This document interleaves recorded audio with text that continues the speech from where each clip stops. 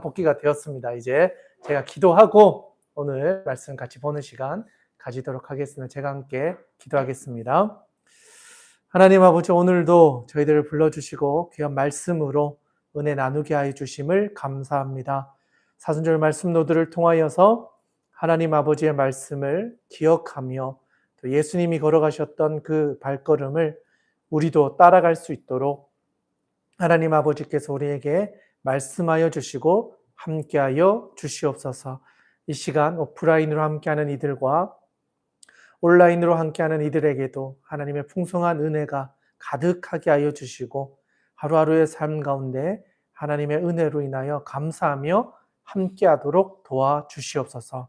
오늘의 일정도 하나님께 의탁드리오며 귀하신 우리 구주 예수님의 이름으로 기도드리옵나이다. 아멘. 네, 오늘도 귀한 사순절 말씀 로드에 함께해 주신 모든 분들을 주님의 이름 환영하고 또 끝까지 이제 오늘이 이제 마지막 이제 욥기의 마지막 말씀을 보는 날이거든요. 그러니까 조금 더 힘을 내 주셔서 이제 시편 말씀과 함께 이어지는 하나님의 말씀을 계속해서 우리 같이 살펴보면 좋겠습니다. 오늘은 욥기 40장, 41장, 42장 그래서 욥기가 끝이 나고요. 시편 15편의 말씀까지 오늘 같이 살펴보도록 하겠습니다. 그러면 먼저 40장의 말씀을 우리 돌아가면서 두 절씩 함께 읽어보도록 하겠습니다. 먼저 제가 1절과 2절의 말씀을 봉독하고 오른편으로 돌아가면서 두 절씩 봉독하도록 하겠습니다. 여호와께서 또 욥에게 일러 말씀하시되 트집 잡는 자가 전능자와 다투겠느냐 하나님을 탓하는 자는 대답할지니라. 욥이 여호와께 대답하여 이르되 보소서 나는 비쳐나오니 무엇이라 주께 대답하리이까 손으로 내 입을 가릴 뿐이로소이다. 5절 내가 한번 말하였은즉 다시는 더 대답하지 아니하겠나이다. 그때 여호와께서 폭풍 가운데에서 욥에게 일러 말씀하시되 너는 대장부처럼 허리를 묶고 내가 내게 묻겠으니 내게 대답할지니라. 내가 내 공의를 부인하려느냐 내 의를 세우려고 나를 악하다 하겠느냐. 내가 하나님처럼 능력이 있느냐 하나님처럼 천둥소리를 내겠느냐. 너는 위엄과 존귀로 단장하며 영광과 영화를 입을지니라. 너희 넘치는 노를 비우고 교만한 자를 발견하여 모두 낮추되 모든 교만한 자를 발견하여 낮아지게 하며 악인을 그들의 처소에서 짓밟을지니라. 그들을 함께 진토에 묻고 그들의 얼굴을 싸서 은밀한 곳에 둘지니라. 그리하면 내 오른손이 너를 구원할 수 있겠다고 내가 인정하리라. 이제 소같이 풀을 먹는 배의 못을 볼지어다. 내가 너를 지은 것 같이 그것도 지었느니라. 그것의 힘은 허리에 있고 그 뚝심은 배의 힘줄에 있고 그것이 꼬리치는 것은 백향목이 흔들리는 것 같고 그 넓적다리 힘줄은 서로 얽혀 있으며 그 뼈는 녹감 같고 그 뼈는 새 막대기 같으니 그것은 하나님이 만드신 것 중에 뜸이라. 그것을 지으신 이가 자기 칼을 가져오기를 바라노라. 모든 들짐승들이 뛰노는 산은 그것을 위하여 먹이를 내느니라. 그것이 연잎 아래나 갈대 그늘에서나 늪 속에 엎드리니 연잎 그늘이 덮으며 시내버들이 그를 감싸는도다. 강물이 소용돌이 튈지라도 그것이 놀라지 않고 요단강 물이 쏟아져 그 입으로 들어가도 태어나니 그것이 눈을 뜨고 있을 때에 누가 능히 잡을 수 있겠으며 갈고리로 그것의 코를 끌 수 있겠느냐. 아멘. 네, 40장 말씀 잘 읽어주셨습니다. 좀 잘 안 읽었던 단어들이 나오다 보니까 읽는 게 쉽지 않았을 텐데요. 네, 다들 수고해 주셨습니다. 네, 지금 읽었던 40장의 말씀은요, 그 하나님께서 욥에게 나타나셔서 38, 39장에서 첫 번째로 욥에게 하나님의 지혜를 이야기해 주시고 다시 이어서 두 번째 대화가 하나님의 이야기가 시작되는 본문이 40장, 41장이라고 할 수 있습니다. 그래서 38, 39 그리고 40, 41 이렇게 하나님께서 두 차례에 걸쳐서 욥에게 하나님의 지혜에 대한 얘기를 하신다. 지난번에 봤던 거는 1차였고 오늘은 두 번째 2차 하나님의 이야기가 시작이 되었다. 그래서 1절에 여호와께서 또 욥에게 일러 말씀하시되 이렇게 두 번째 이야기가 시작되었다라고 볼 수 있습니다. 또 2절에 보니까요. 트집 잡는 자가 전능자와 다투겠느냐 하나님을 탓하는 자는 대답할지니라 라고 하면서 트집 잡는 자가 결국 욥을 이야기하는 거거든요. 욥이 전능자와 다투겠느냐 하나님을 탓하는 자가 대답할지니라. 그러니까 앞에 있었던 38, 39장을 통해서 하나님의 지혜를 이야기했잖아요. 창조하신 섭리들, 자연 만물을 움직이는 하나님의 지혜를 네가 알고 있느냐라고 하면서 그것에 대해서 그럼 네가 대답을 해봐라 라고 이제는 하나님께서 욥에게 응답을 요청하는 거죠. 네가 그렇게 지혜롭고 네가 말하는 것처럼 다 알고 있다면 내가 보여주고 가르쳐 주었던 것에 대하여 이제는 그럼 욥이 한번 대답을 해봐라 라고 하면서 욥에게 반론의 기회를 하나님께서 주고 계신다. 그러자 욥이 어떻게 반응했을까요? 3절, 4절, 5절에 나와 있습니다. 특별히 이제 4절, 5절 말씀인데요. 요거는 좀 중요해서 같이 한번 읽어보면 좋겠습니다. 4절, 5절의 말씀을 다시 한번 읽어보도록 하겠습니다. 시작. 보소서 나는 비쳐나오니 무엇이라 주께 대답하리이까 손으로 내 입을 가릴 뿐이로소이다. 내가 한번 말하였사온즉 다시는 더 대답하지 아니하겠나이다. 아멘. 자, 40장 4절 5절에서 욥이 자기의 무능함과 또 과거에 실수했던 것들을 인정하면서 이제는 하나님 앞에서 제가 감히 이렇게 또 하나님께 따질 수 없는 존재임을 인정하고 하나님 앞에서 오히려 자신의 무력함을 고백하는 장면이 등장하고 있습니다. 그러니까 지금까지는 욥이 끝까지 꿋꿋하게 자기의 정의, 온전함을 지키려고 했다면 하나님의 이야기를 듣고 나자 내가 이걸 말할 수 있는 존재가 아니구나. 내가 얼마나 연약한 존재인지를 깨닫게 되면서 자신의 실수에 대해서 내가 하나님 앞에서 입을 가릴 뿐입니다. 부끄러움을 수치를 드러냈다는 사실을 고백하면서 인정하고 있다. 그때 여호와께서 또 한 번 이렇게 말씀하세요. 6절에 보니까 좀 비슷한 표현이 앞장에도 나오는데 보면 그때 여호와께서 폭풍우 가운데서 욥에게 일러 말씀하시되 라고 되어 있잖아요. 사실 이 표현은 38장 3절에서도 동일하게 나와요. 38장 3절에도 보면 하나님이 이제 폭풍우 가운데 욥에게 나타나셔서 너는 대장부처럼 머리를 묶고 내게 묻는 것을 대답할지어다 하면서 욥에게 말할 것을 요청했던 그 장면이 거의 동일하게 7절에서도 나타나고 있다. 그리고 나서 8절, 9절에 보면 이렇게 이야기합니다. 네가 내 공의를 부인하려느냐, 내 의를 세우려고 나를 악하다고 하겠느냐. 하나님이 이제 핵심을 이야기하는 거죠.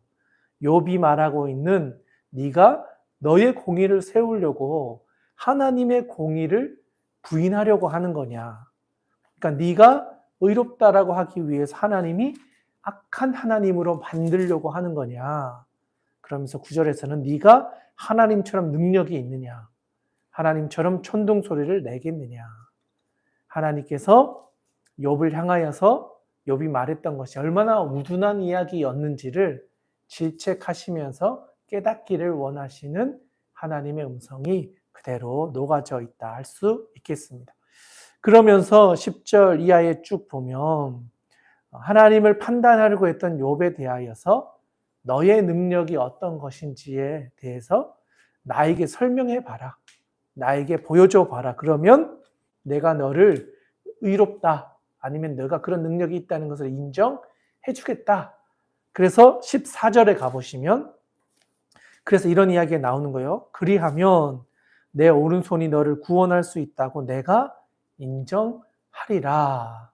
앞에 있는 것처럼 네가 할 수 있다면 내가 너의 의로움을 인정해 주고 너의 구원의 능력을 인정해 주겠다. 그런데 욥이 이런 일을 할 수 없다라는 것을 보여주시는 거죠. 오히려 그렇게 욥의 연약함과 한계를 지적해 주시면서 하나님의 전능성에 대해서 다시 한번 말씀하고 있다 할 수 있겠습니다. 그러면서 이제 등장하는 하나님의 창조물에 가장 으뜸이 되는 것에 대한 이야기를 시작합니다. 15절에 보니까 이제 소같이 풀을 먹는 베헤못을 볼지어다. 내가 너를 지은 것 같이 그것도 지었느니라. 하나님의 창조 능력을 또 한 번 이야기하세요. 소같이 풀을 먹는 베헤못. 그러니까 베헤못이라고 하는 이제 동물인데요. 그러니까 요즘 말로는 하마로 추정하는 그런 동물입니다. 그래서 하마라고 이제 대부분은 추정하고요. 어떤 분들은 뭐 창조과학회 쪽에서는 이게 공룡을 뜻하는 건 아니냐, 뭐 이런 논의가 있기도 합니다. 뒤에 나오는 설명들을 보면 일반적인 동물과는 좀 다른 힘과 또는 크기와 능력들이 있던 거 보면 공룡이나 이런 좀 거대한 동물로 보여줄 수 있는 것 같습니다. 여기서 말하는 것은 하나님은 이런 베헤못을 내가 너를 지은 것 같이 그것도 지었다라는 거죠. 그리고 그가 어떤 존재인지 16절 이하에 쭉 설명하는데 그것의 힘은 허리에 있고 그 뚝심은 배의 힘줄에 있고 그것이 꼬리치는 것은 백향목이 흔들리는 것 같고 쭉 하면서 그 베헤못이 어떤 특징을 가지고 있는지를 설명해 주고 있습니다. 그러면서 24절에 가서 그것이 눈을 뜨고 있을 때 누가 능히 잡을 수 있겠으며 갈고리로 그것의 코를 꿰 수 있겠느냐라고 하면서 하나님이 만드신 베헤못도 인간이 어떻게 할 수 없는 것 아니냐. 나의 창조물도 너희가 어떻게 할 수 없으면서 어떻게 하나님 앞에서 하나님을 따지면서 하나님이 나쁜 또는 하나님이 우리에게 멀리 있는 없는 것처럼 대하는 그런 악인들의 그 평가를 욥이 하고 있느냐. 인간의 한계성, 하나님의 창조물도 어떻게 할 수 없는 제한적인 존재였던 인간에 대한 이야기를 하면서 하나님의 절대 주권과 하나님의 창조성, 인간의 한계를 다시 한번 말씀하고 있다. 그래서 40장에서는 트집 잡는 자, 하나님을 탓하는 욥에게 하나님의 전능성을 이야기하면서 하나님의 창조성을 우리에게 다시 한번 말씀해 주고 있다 할 수 있겠습니다. 네, 여기까지가 40장의 이야기고요. 41장으로 넘어가서는 베헤못과 더불어 또 하나의 동물을 이야기하면서 너희가 이 창조성을 가진 하나님의 능력 앞에서 얼마나 무력한 존재인지를 다시 한번 말씀하십니다. 41장의 말씀인데요. 또 두 절씩 읽어가면서 계속 살펴보도록 하겠습니다. 제가 먼저 1, 2절의 말씀을 봉독하겠습니다. 내가 낚시로 리워야단을 끌어낼 수 있겠느냐? 노끈으로 그 혀를 맬 수 있겠느냐? 너는 밧줄로 그 코를 꿰 수 있겠느냐? 갈고리로 그 아가미를 꿰 수 있겠느냐? 그것이 어찌 내게 계속하여 간청하겠느냐? 부드럽게 내게 말하겠느냐?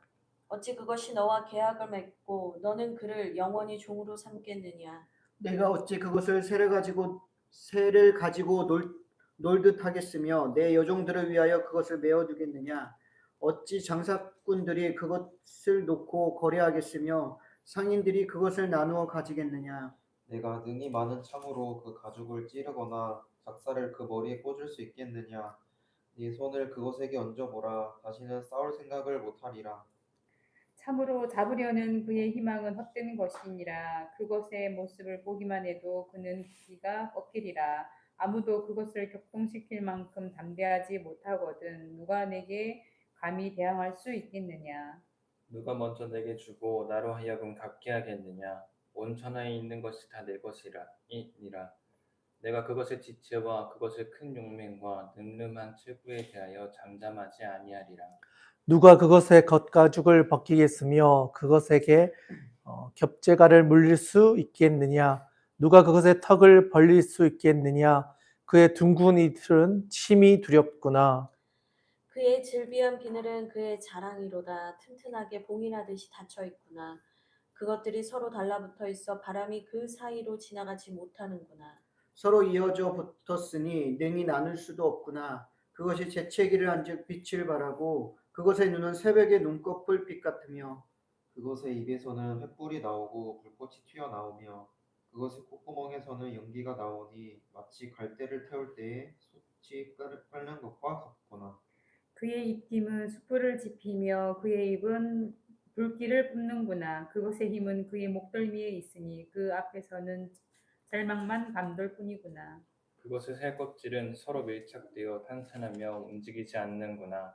그것의 가슴은 돌처럼 튼튼하며 맷돌 아래짝같이 튼튼하구나. 그것이 일어나면 용사라도 두려워하며 달아나리라.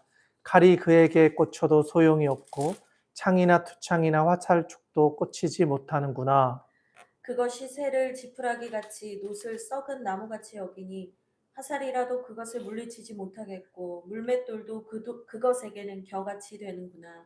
그것은 몽둥이도 지푸라기 같이 여기고 창이 날아오는 소리를 우습게 여기며 그것의 아래쪽에는 날카로운 토기 조각 같은 것이 달려 있고 그것이 지나갈 때는 진흙바닥에 도리깨로 친 자국을 남기는구나. 깊은 물을 솥에 물이 끓음 같게 하며 바다를 기름병같이 다루는도다.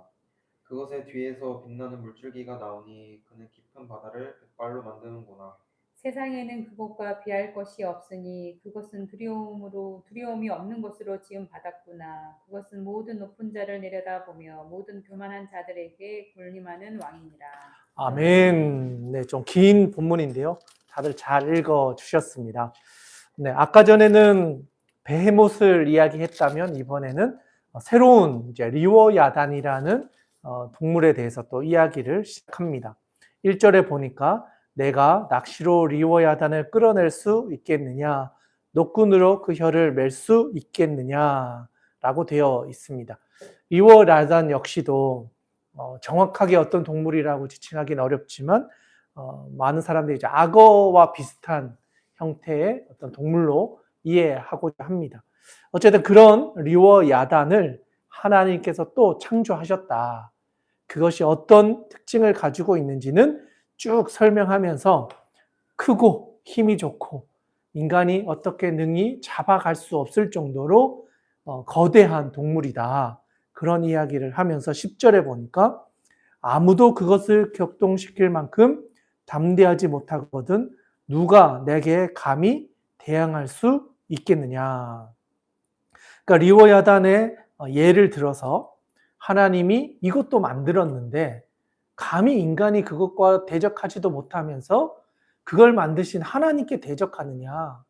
너희가 어떻게 하나님을 두려워하지 않고 함부로 그런 이야기를 할 수 있겠느냐라는 거죠. 그래서 11절에서 이렇게 이야기합니다. 누가 먼저 내게 주고 나로 하여금 갚게 하겠느냐. 온 천하에 있는 것이 다 내 것이니라. 그러니까 천지 창조하신 하나님이시잖아요. 그러니까 모든 것이 하나님의 것인데 어떻게 인간이 하나님 앞에서 감히 나 하나님과 대면해서 막 이야기하겠습니다. 변론하겠습니다 하면서 하나님을 자기와 똑같은 수준의 어떤 대상으로 여길 수 있겠느냐라는 거죠. 하나님을 하나님 되게 하는 것이 인간의 본분인데 피조물로서 창조자를 경외하는 것이 당연한 건데 그러지 않은 것에 대하여 하나님께서는 욥에게 질책을 하고 있다 할 수 있는 거죠. 그래서 12절 이하에서부터 쭉 보면 이제 이것이 얼마나 대단한 위용을 가지고 있는 동물인지를 계속해서 이야기합니다. 그래서 15절에 보면 그의 질비한 비늘은 그의 자랑이로다 튼튼하게 봉인하듯이 닫혀 있구나. 또 19절에 보면 특이한 표현이 등장하는데요. 19절에 보면 그것의 입에서는 횃불이 나오고 불꽃이 튀어나오며 그것의 콧구멍에서는 연기가 나오니 마치 갈대를 태울 때에 솥이 끓는 것과 같구나. 이렇게 위용을 가진 리워야단을 하나님이 창조하셨고 인간은 그것을 능히 제압할 수 없는 그 제한된 존재로서의 인간을 깨닫게 해주시는 거죠. 그러면서 24절에 가보면 그것의 가슴은 돌처럼 튼튼하며 맷돌 아래쪽같이 튼튼하구나. 그것이 일어나면 용사라도 두려워하며 달아나리라. 그래서 쭉 뒤에서 도저히 인간으로서는 이 리워야단을 잡을 수도 없고 통제할 수도 없는 인간의 무력함에 대한 이야기를 하고 있다라는 거죠. 그리고 30절에 보면 그것의 아래쪽에는 날카로운 토기 조각 같은 것이 달려있고 그것이 지나갈 때에는 진흙바닥에 도리깨로 친 자국을 남기는구나. 이게 엄청 거대한 동물이라는 것을 또 보여주고 있는 거죠. 그래서 결론적으로 이야기합니다. 34절에서 그것은 모든 높은 자를 내려다보며 모든 교만한 자들에게 군림하는 왕 같은 동물이다. 그만큼 위대한 동물을 하나님이 만드셨다는 거죠. 인간으로서 감당할 수 없는 그 리워야단을 하나님이 만드셨고 앞에 나오는 베헤못도 만드셨다. 인간이 감당할 수 없는 그런 존재도 하나님이 만드셨다는 것을 네가 기억해라. 이 이야기를 하나님께서 욥에게 두 번째 대화를 통해서 말씀하고 계신다는 거죠. 그래서 정리해보면 38, 39장에서 첫 번째 말씀하셨던 것은 자연 만물의 하나님의 통치, 섭리, 이치 이야기해 주셨다라고 한다면 40장, 41장에서는 하나님이 만드신 창조물 중에서 베헤못과 리워야단을 예를 통해서 너희가 하나님이 만드신 창조물도 너희가 함부로 제압하지 못하면서 창조주 되신 하나님에 대해서 어떻게 그렇게 함부로 말하고 있느냐, 이것을 욥에게 이야기를 하셨다는 거죠. 그리고 나서 이제 오늘 어떻게 보면 욥기의 하이라이트, 가장 중요한 장, 그게 바로 42장인데요. 정리하면서 욥에게 하나님이 주신 최고의 은혜가 무엇인지를 알려주시는 본문입니다. 이제 42장으로 넘어가서 우리 같이 한번 읽어보도록 하겠습니다. 또 두 절씩 돌아가면서 읽도록 하겠습니다. 제가 먼저 읽겠습니다. 욥이 여호와께 대답하여 이르되 주께서는 못하실 일이 없사오며 무슨 계획이든지 못 이루실 것이 없는 줄 아오니 무지한 말로 이치를 가리는 자가 누구니이까? 나는 깨닫지도 못할 일을 말하였고 스스로 알 수도 없고 헤아리기도 어려운 일을 말하였나이다. 내가 말하겠사오니 주는 들으시고 내가 주께 묻겠사오니 주여 내게 알게 하옵소서. 내가 주께 대하여 귀로 듣기만 하였사오나 이제는 눈으로 주를 배움나이다.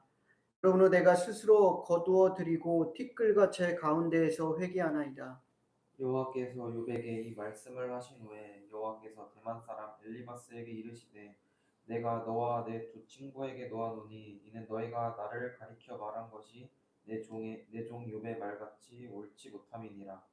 그런즉 너희는 소소 7과 순양 7을 가지고 내 종 욥에게 가서 너희를 위하여 번제를 드리라. 내 종 욥이 너희를 위하여 기도할 것인즉 내가 그를 기쁘게 받으리니 너희가 우매한 만큼 너희에게 갚지 아니하리라. 이는 너희가 나를 가리켜 말한 것이 내 종 욥의 말같이 옳지 못함이라. 이에 대만 사람 엘리바스와 수아 사람 빌닷과 나아마 사람 소발이 가서 여호와께서 자기들에게 명령하신 대로 행하니라. 여호와께서 욥을 기쁘게 받으셨더라. 욥이 그의 친구들을 위하여 기도할 때 여호와께서 욥의 공경을 돌이키시고 여호와께서 욥에게 이전 모든 소유보다 갑절이나 주신지라. 이에 그 모든 형제와 자매와 이전에 알던 이들이 다 와서 그의 집에서 그와 함께 음식을 먹고 여호와께서 그에게 내리신 모든 재앙에 관하여 그를 위하여 슬퍼하며 위로하고 각각 캐스타 하나씩과 금고리 하나씩을 주었더라. 여호와께서 욥의 말년에 욥에게 처음보다 더 복을 주시니 그가 양 14,000과 낙타 6,000과 소 1,000결이와 암낙이 1,000을 두었고 또 아들 7과 딸 3을 두었으며 그가 첫째 딸은 여미마라 이름하였고 둘째 딸은 그시아라 이름하였고 셋째 딸은 게레나쁘기라 이름하였으니 모든 땅에서 욥의 딸들처럼 아리따운 여자가 없었더라. 그들의 아버지가 그들에게 그들의 오라비들처럼 기업을 주었더라.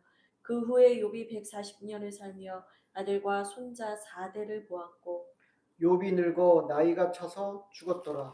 아멘. 네, 42장, 욥기의 마지막 장까지 다 읽어주셨는데요. 긴 장을 읽어오시느라 다들 고생 많으셨습니다. 1장부터 42장까지 읽으신 모든 분들에게 하나님께서 주신 은혜가 가득하기를 주님의 이름으로 축복합니다. 네, 드디어 이제 욥기를 다 읽었습니다. 마지막 장이 왜 중요하냐면 지금까지 있었던 모든 이야기를 다 정리해주는 장이기 때문에 어떻게 보면 42장을 우리가 가장 중요하게 다루어야 하는 장이라 할 수 있는 것 같습니다. 특별히 이제 42장에 가면 그 세 친구도 다 이제 등장하고 하나님의 말씀도 다 끝난 상태였기 때문에 하나님이 정리해 주신 것에 대한 욥의 피드백, 그리고 그 피드백에 대해서 하나님이 어떻게 욥에게 또 하나님께서 은혜를 베풀어 주셨는지를 보여주는 내용들이 잘 기록되어져 있습니다. 42장 1절에 가보시면 욥이 여호와께 대답하여 이르되 주께서는 못하실 일 없사오며 무슨 계획이든지 못 이루실 것이 없는 줄 아오니라고 하는데요. 이 내용은 보면 사실 40장에서 하나님께서 욥에게 이야기했을 때 욥이 이야기했던 4, 5절에 나오는 내용과 많이 닮아 있습니다. 그때도 자신의 무능과 자신의 실수를 인정하면서 하나님 앞에서 내가 잠잠하겠습니다. 내가 어리석었습니다. 라는 걸 인정했는데 42장에서는 더 구체적으로 한 걸음 나아가 하나님 앞에서 자기의 존재를 다 하나님께 드리면서 회개하고 있는 모습으로 등장하고 있다는 거죠. 그래서 3절에 보시면 무지한 말로 이치를 가리는 자가 누구니까? 나는 깨닫지도 못한 일을 말하였고 스스로 알 수도 없고 헤아리기도 어려운 일들을 말하였나이다. 내가 말하겠사오니 주는 들으시고 내가 주께 묻겠사오니 주여 내게 알게 하옵소서. 5절, 6절은 암송 구절이에요. 욥기에서 꼭 암송해야 될 구절이 있다고 한다면 5절, 6절인 것 같아요. 요거는 우리 빨간 줄로 긋고 같이 한번 읽어보면 좋겠습니다. 5절, 6절 같이 한번 읽겠습니다. 시작. 내가 주께 대하여 귀로 듣기만 하였사오나 이제는 눈으로 주를 배움나이다. 그러므로 내가 스스로 거두어 드리고 티끌과 제 가운데서 회개하나이다. 아멘.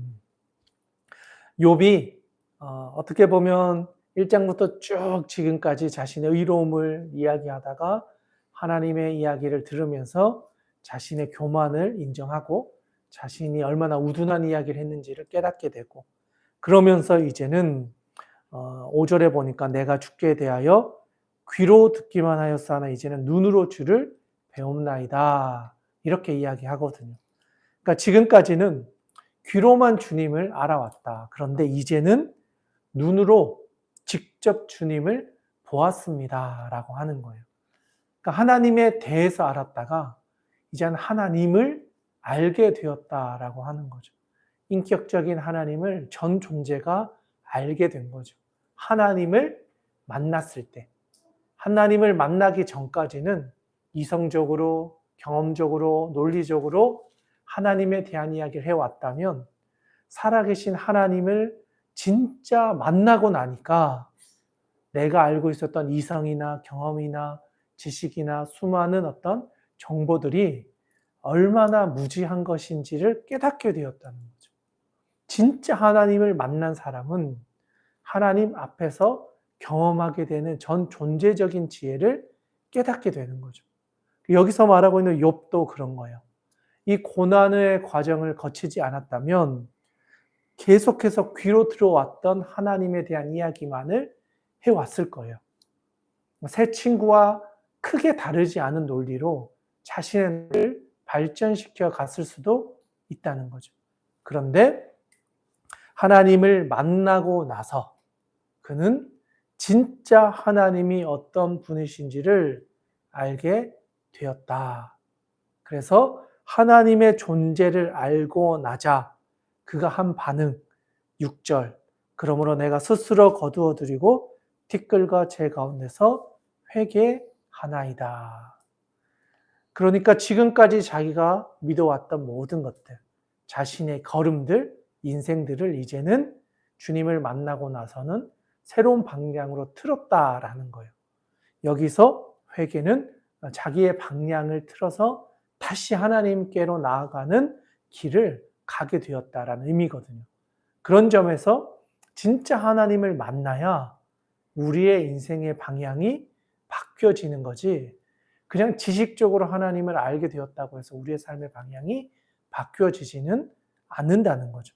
욥기는 자신의 전 존재로서 주님을 만났고 마음 가운데 진짜 주님을 알게 되었을 때 비로소 티끌과 재 가운데서 자기의 인생의 방향이 바뀌게 되었다. 분명한 것은 티끌과 재 가운데서 회개했다는 거예요. 여전히 자신의 질병이 회복되지 않았고 자신의 상황은 변한 게 하나도 없어요. 그런데 그 상황 가운데 있는 욥이라는 사람이 바뀐 거예요. 환경은 그대로고 자기가 여전히 그 질병의 고통 아래에 있는데 그 상황에서 자기의 그 고통을 이기기 위해 막 피를 흘리고 있는 그 중에서 하나님을 만났고 회개했고 하나님을 전 존재로 경험했다. 하나님을 알게 되었다. 라는 고백을 했다는 거죠. 저는 이게 욥이 끝까지 자신의 온전함을 지켰다라고 할 수 있는 대목이지 않았을까. 어떠한 상황 속에서도 끝까지 하나님을 붙잡았다. 자신의 아픔과 또 이런 상황과 질병 가운데서 하나님을 붙잡았을 때 하나님 그 욥을 진짜 의롭다 하는 하나님의 인정을 받게 되는 모습이 바로 여기서 드러났다 할 수 있는 것 같습니다. 그래서 7절 이제 상황이 반전되기 시작해요. 지금까지는 변하지 않을 것 같았던 그 환경과 상황들이 7절에 가보니까 여호와께서 욥에게 이 말씀을 하신 후에 여호와께서 대만 사람 엘리바스에게 이르시되 내가 너와 내 뒷친구에게 노하노니 이는 너희가 나를 가리켜 말한 것이 내 종 욥의 말 같지 옳지 못함이니라. 그러니까 하나님이 욥의 입장에서 욥을 의롭다라는 이야기를 해주시는데 누구에게? 욥을 가장 비난했던 두 친구의 입장, 세 친구의 입장에서 그 친구들을 야단치면서 욥이 의로운 말을 한 것에 대해서 인정하고 있는 이야기를 하는 거죠. 그러면서 8절에 가보니까 그런즉 너희는 수소 7과 순양 7을 가지고 내 종 욥에게 가서 너희를 위하여 번제를 드리라. 내 종 욥이 너희를 위하여 기도할 것인즉 내가 그를 기쁘게 받으리니 너희가 우매한 만큼 너희에게 갚지 아니하리라. 이는 너희가 나를 가리켜 말한 것이 내 종 욥의 말 같이 옳지 못함이라. 하나님이 욥의 입장에서 욥이 의로웠다라는 것을 인정해 주시고 새 친구는 욥의 말 같이 의롭지 않았다. 옳지 않았다. 그리고 중요한 것은 욥이 너희를 위하여 번제를 드리라. 너희를 위하여 기도할 때 하나님이 욥을 기쁘게 받으셔서 너희의 우둔한 이야기를 그냥 넘어가 주실 것이다. 너희를 책망하지 않을 것이다. 하나님이 약속하신 거예요. 욥의 기도를 받으시겠다. 그래서 하나님의 말씀이 엘리바스 가장 나이가 많았던 연장자에게 임했고 연장자였던 엘리바스는 그와 함께했던 친구들을 찾아가서 빌닷 소발에게 동일한 하나님의 말씀을 전하고 그리고 이제 자기들에게 명하신 대로 그대로 했더니 9절 끝에 여호와께서 욥을 기쁘게 받으셨더라. 이 친구들을 받으신 게 아니라 욥의 기도를 받으시면서 이 세 친구를 용서해 주셨다는 거예요. 왜? 의인의 기도에는 능력이 있고 하나님은 욥을 의인이라 인정해 주셨기 때문에 이 세 친구가 의로웠다는 게 아니라 하나님이 인정하는 의로움이 욥에게 있었고 욥이 기도했기 때문에 하나님은 그 기도에 응답하시겠다라고 약속해 주셨다는 거죠. 자, 그러자 어떤 일이 일어났는가? 10절입니다.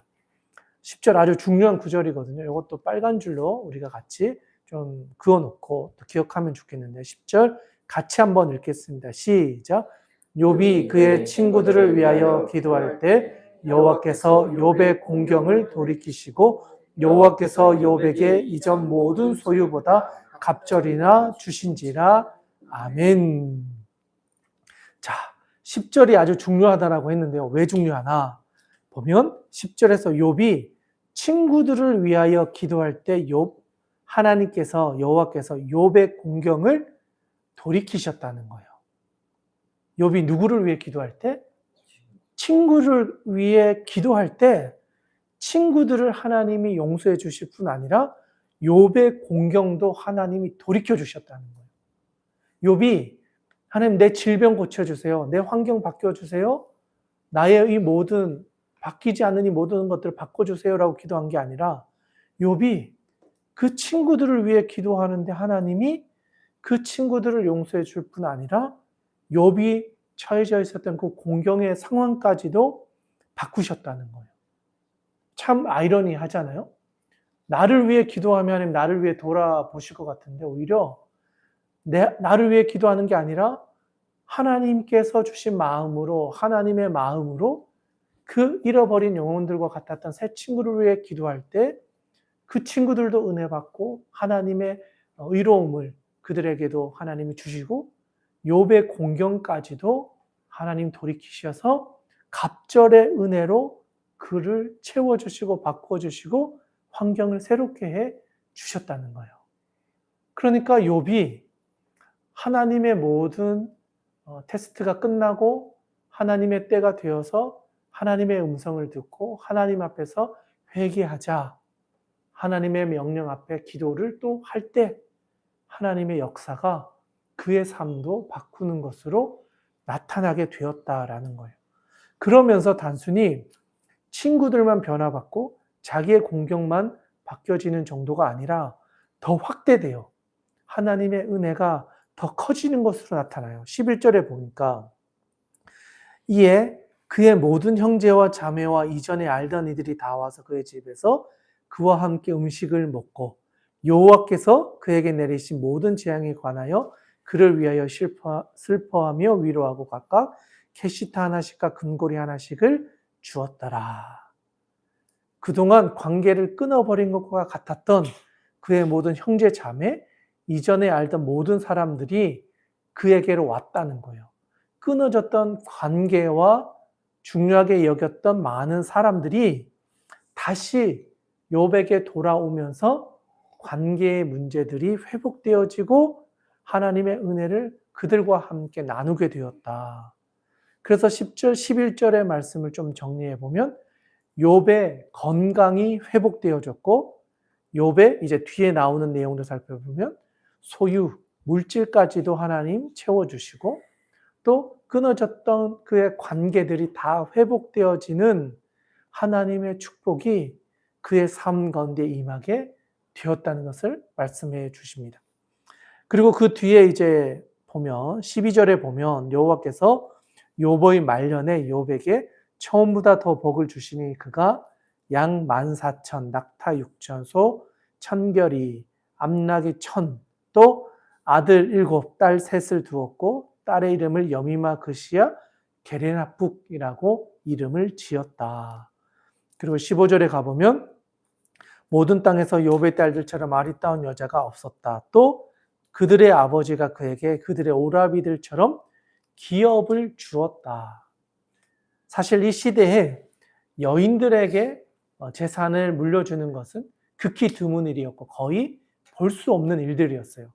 그런데 욥이 세 딸에게 유업을 주었다라고 하는 것은 하나님의 은혜가 욥의 가정에 넘쳐났고 그 아들뿐 아니라 딸에게도 줄 만큼 넉넉하였고 하나님이 주신 은혜가 이 가정 안에서 풍성하게 나누어졌다는 거예요.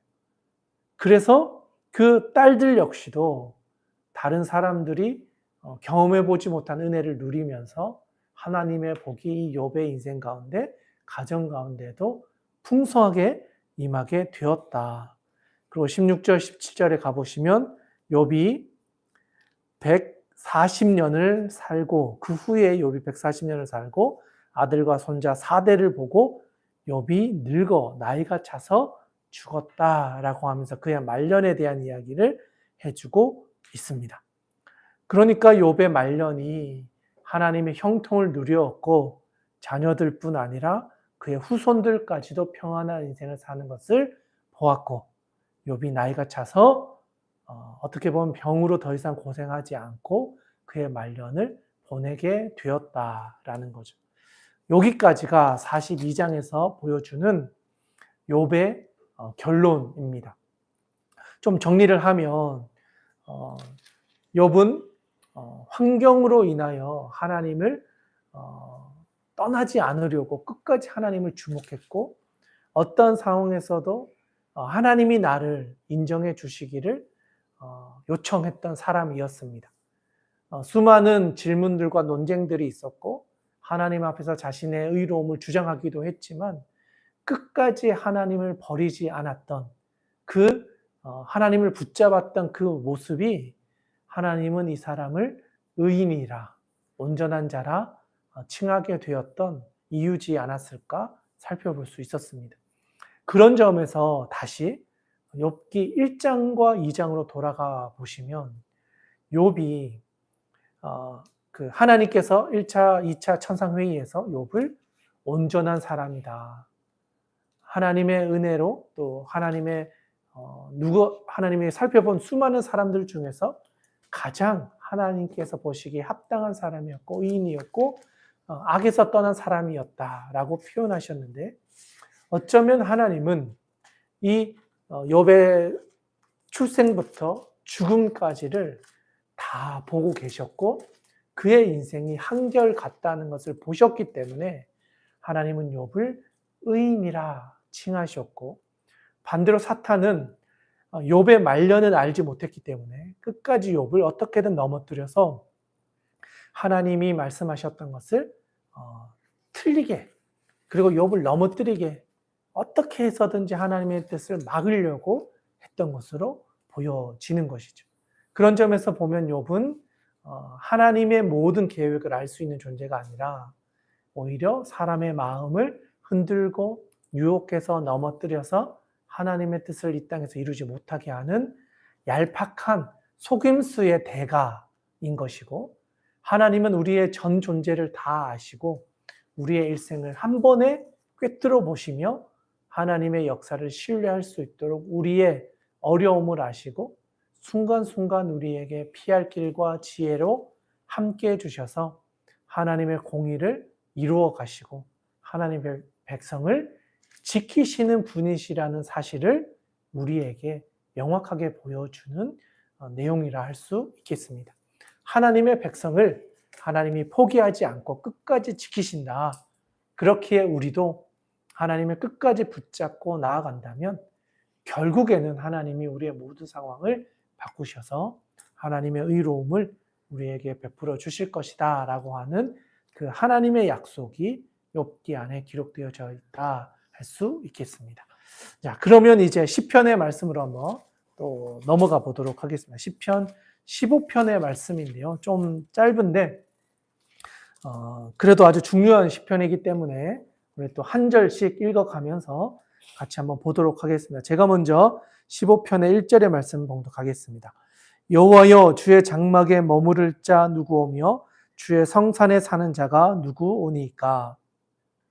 정직하게 행하며 공의를 실천하며 그의 마음의 진실을 말하며 그의 혀로 남을 허물하지 아니하고 그의 이웃에게 악을 행하지 아니하며 그의 이웃을 비방하지 아니하며 그의 눈은 망령된 자를 멸시하며 여호와를 두려워하는 자들을 존대하며 그의 마음에 서원한 것은 해로울지라도 변하지 아니하며 이자를 받으려고 돈을 구워 주지 아니하며 뇌물을 받고 무죄한 자를 해하지 아니하는 자이니 이런 일을 행하는 자는 영원히 흔들리지 아니하리이다. 아멘. 네, 잘 읽어주셨습니다. 시편 15편은요, 다 다윗의 시편입니다. 그리고 지혜의 시라고도 불려지고 있습니다. 지혜의 시 이렇게 불려지고, 또 한 가지는 이런 표현이 있는데요. 예배에 들어갈 때 예배자가 부르는 예배 입당송이라고 불려지기도 합니다. 그러니까 성전에 들어갈 때 어떻게 보면 이제 레위인들이 들어오는 사람들에게 너가 예배 드리기에 합당한 사람인지를 질문할 때 나는 이런 사람입니다 라고 하면서 예배에 합당한 사람으로서 자신을 점검하고 고백하면서 예배 드리러 나아갈 때 부르는 노래, 이런 의미가 있는 거죠. 그래서 내용을 살펴보면요, 1절에 여호와여 주의 장막에 머무를 자 누구오며 주의 성산에 사는 자가 누구오니까? 라고 질문하면서 시작을 하고 있습니다. 결국 주와 함께 할 수 있는 사람은 어떤 사람입니까? 주님의 장막에 거하고 주님의 성산에서 살아갈 수 있는 사람은 어떤 조건을 가지고 있어야 합니까? 어떤 자격이 있어야 합니까? 이렇게 1절이 이야기를 하고 있다는 거죠. 이것에 대해서 이제 2절부터 5절까지는 어떤 사람이 자격이 있는지에 대한 이야기를 풀어갑니다. 근데 크게 10가지 정도를 이야기하고 있는데요.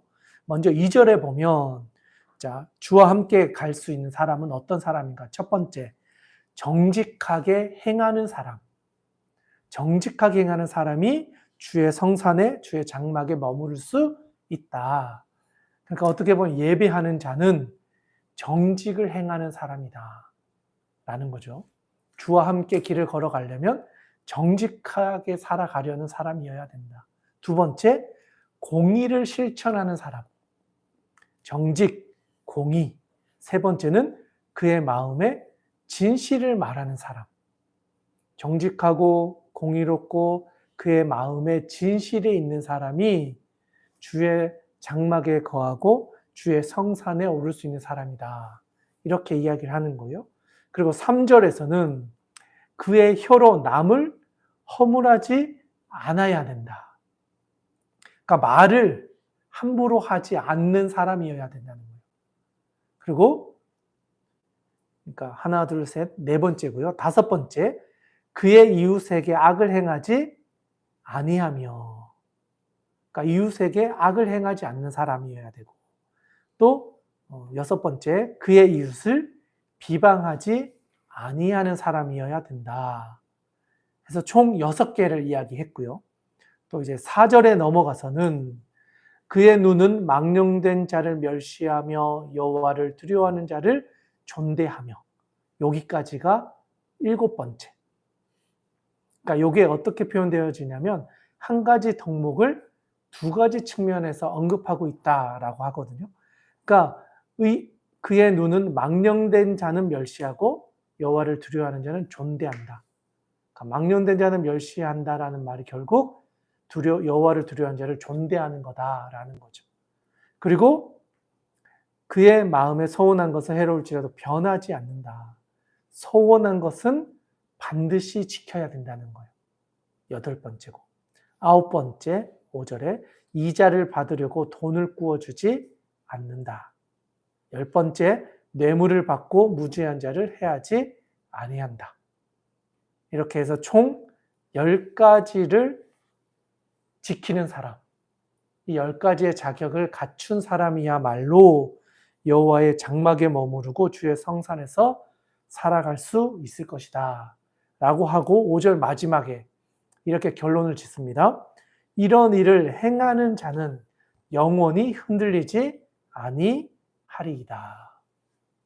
결국 이런 사람이 하나님 아버지 앞에서 영원히 흔들리지 않는 인생을 살아가게 될 것이다 라고 하면서 주와 함께 길을 걸어갈 수 있는 사람들의 자격에 대한 이야기를 하면서 이 시편은 마무리를 짓고 있습니다.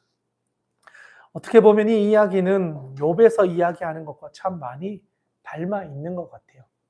욥의 세 친구가 말했던 이야기들, 그리고 욥이 자기를 통해서 이야기했던 이야기들 다 정리해보면 정직과 공의, 또 마음의 진실함, 혀로 남을 허물하지 않는 것, 이웃을 악하게 행하지 않는 것, 비방하지 않는 것, 망령된 자를 멸시하고 여호와를 두려워하는 자들 존대하는 것, 그리고 그의 마음에 서원한 것을 지키는 것, 또 이자를 받으려고 돈을 구워주지 아니하고 뇌물을 받고 무지한 자를 해하지 아니하는 것, 정직하고 공의로움을 행하는 삶의 모습들이 있을 때 그 사람들은 영원히 흔들리지 않게 될 것이다.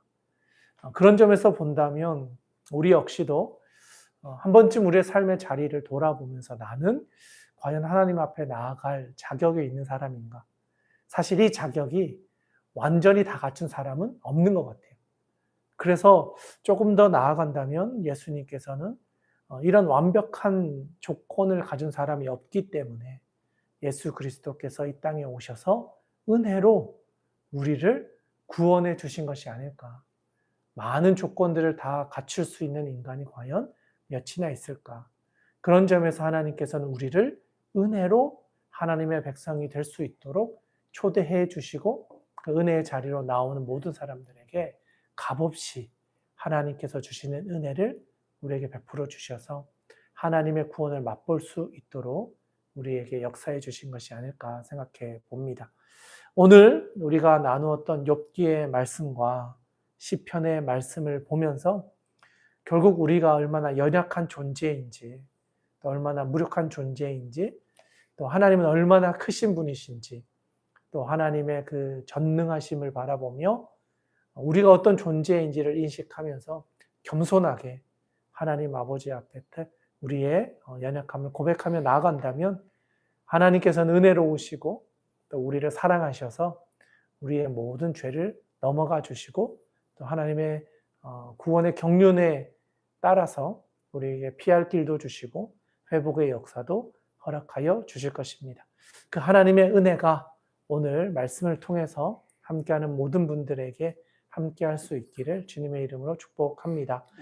네, 오늘의 말씀은 여기까지 하고요. 오늘의 말씀을 가지고 또 기도하실 분들은 더 오늘 주신 말씀 가운데서 함께 기도하면서 삶의 자리에서 주님의 음성을 따라 살아갈 수 있는 귀한 믿음의 자녀들 다 될 수 있기를 축복합니다. 이제 저희는 여기까지 하도록 하고요. 내일 또 계속해서 이제 시편의 말씀으로 서유진 목사님과 함께하는 시간을 가져가도록 하겠습니다.